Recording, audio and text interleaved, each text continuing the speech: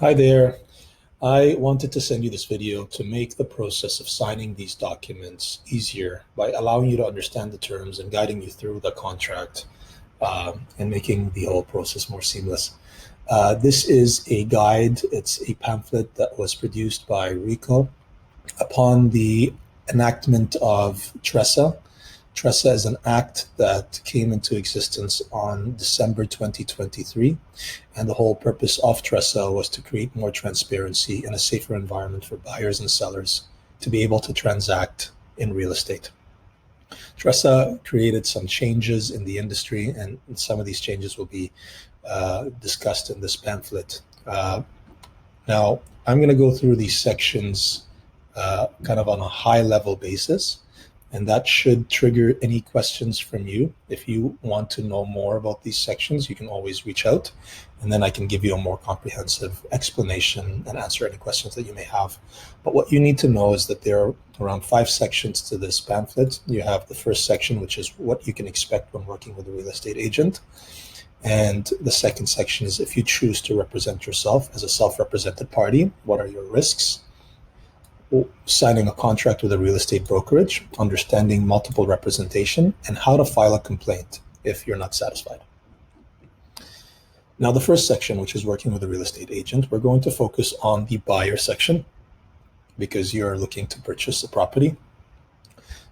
Here are some expectations, and here are some things that you can expect when you sign these documents.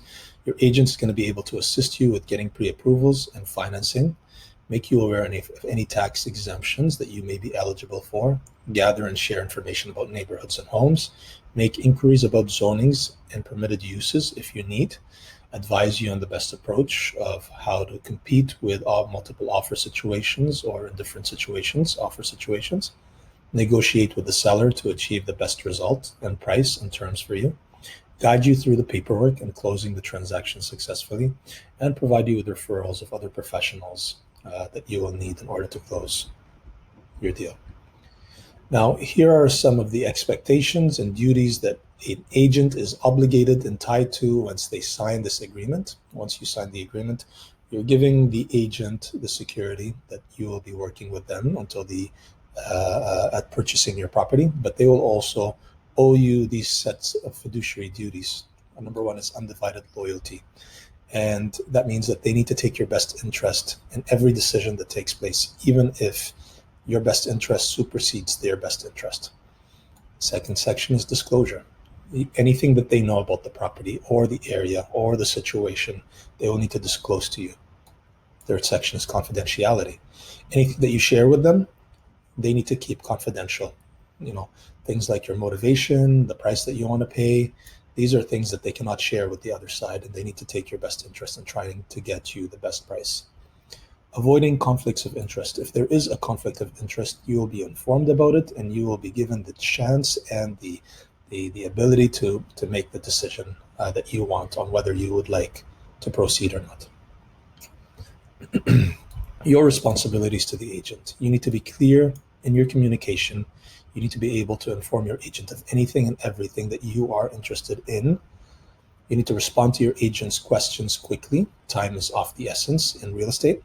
Understand the terms of your agreement with the brokerage, and you need to pay the fee if there's a fee owing on you at the end as agreed upon in this agreement. The second section, which is a self-representation section, this is if you choose to represent yourself without an agent. This is a new option where in the past there used to be a client and a customer service. Now they've removed the customer service because there used to be a lot of shady stuff that would take place when you are not fully in or fully out. And basically they've made it more black and white. You're either represented or you are representing your own self.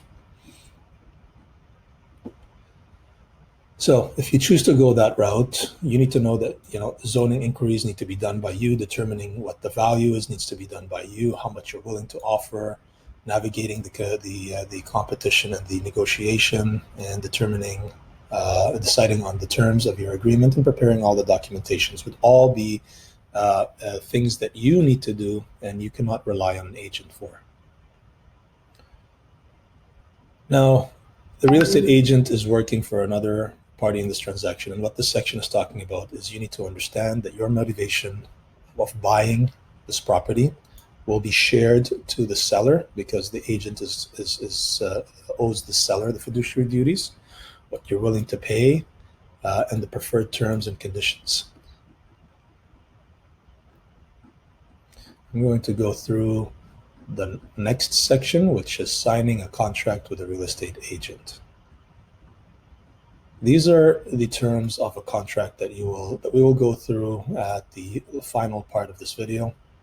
It needs to list out the names of the designated representatives that are involved. The designated representative, as it explains over here, are different agents that are involved with your file within the brokerage. The brokerage representation is that everybody in the brokerage is responsible for and working on your file. It needs to discuss the scope of what is included. It needs to discuss the kind of services that are included and what is the payment option. Now, you are a buyer. Your agreement needs to clearly indicate the amount that you agree to pay the brokerage, how the amount you agree to pay the brokerage can change in different scenarios, and the amount you agree to pay might change in multiple representations. So this is all pertaining to the what you're going to be paying the brokerage. And it's important here, if the seller is not offering to pay your agent any fees, you need to understand that you're going to be responsible to make the payment for these fees or pay the difference between what they're paying and what you've agreed to pay. This is the termination provision. In the event that there's a multiple representation situation, which will be explained more in the second term, you will need to be given an option or a chance to either be represented under multiple representation with the agent being fair and honest and taking the best interest of both parties, or you can ask to have another agent represent you, another designated representative within the brokerage or an agent outside the brokerage that could be associated at that point in that specific agreement. So you do have the option to do that. The expiry date. The expiry date is an important term. It should be specified in your agreement. And then there's a section called the holdover clause. And this section will basically, in this section, in our case, we usually use 90 days. And in the holdover clause, what that is if the agreement is completed and expired, there will be an additional holdover period where any properties that you have seen with your agent will still have representation. You'll still be representing you in these properties for an additional holdover period. This is typically not exercised that often, but if it does occur, then you need to understand that any properties that you've seen with the agent, and if your contract is completed and done, and you still haven't purchased a property, these properties are still under a holdover clause provision. In multiple representation, I've already spoken about that a little bit, but what you need to know is, again, that the problem with multiple representation is it creates a bias on you as a buyer, because the agent is representing both yourself and the seller. And in these cases, the agent needs to make sure that the environment is safe, is fully transparent, and that he is not taking one interest over the other. If you're unsure that your agent is able to conduct a multiple representation, what you can ask for is to have another agent within the brokerage as a designated representative represent your interest, and while the agent represents the seller's interest. This is a section that's important. You can refuse to be in multiple representation. And as I mentioned, you can have a designated representation take place. This is an important section here. Buyers in Ontario who have an offer on a property are entitled to know the number of competing offers. Seller choose how much and other information, if any, they want to share about the offers they receive. So this is in a situation where the seller is deciding to conduct an open bidding process. In Ontario, this purchase of properties used to be a closed bidding process, and as of Tressa, there was literature about how open bidding offers should be conducted. What you need to know is you need to speak to your agent about that, and there are ways to revoke your offer if you do not want to participate in an open bidding process, i.e., if you don't want your agent or if you don't want your offer to be exposed to the public. So you can talk to your agent about that, and we can go through this in more detail if we get to that kind of a situation. If you are unsatisfied with your service, you need to know that you can contact the brokerage and try to come up with a reconciliation. And if you are unsuccessful, the next step would be to contact RECO, and RECO can investigate the file. Now, I'm going to also talk briefly about the buyer designated representation agreement, which was referenced in the pamphlet that we went through. And as you can see, this is where the name of the buyer would be, your address. These are the designated representatives that are involved in servicing you as a buyer. There's a term to the agreement, a starting date and an ending date. This is the kind of property you're looking for, and this is the location.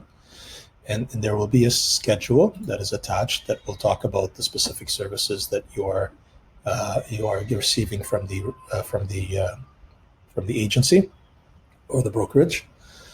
This will interpret the definitions of all the different terms like buyer and seller and self-representation and all of that stuff.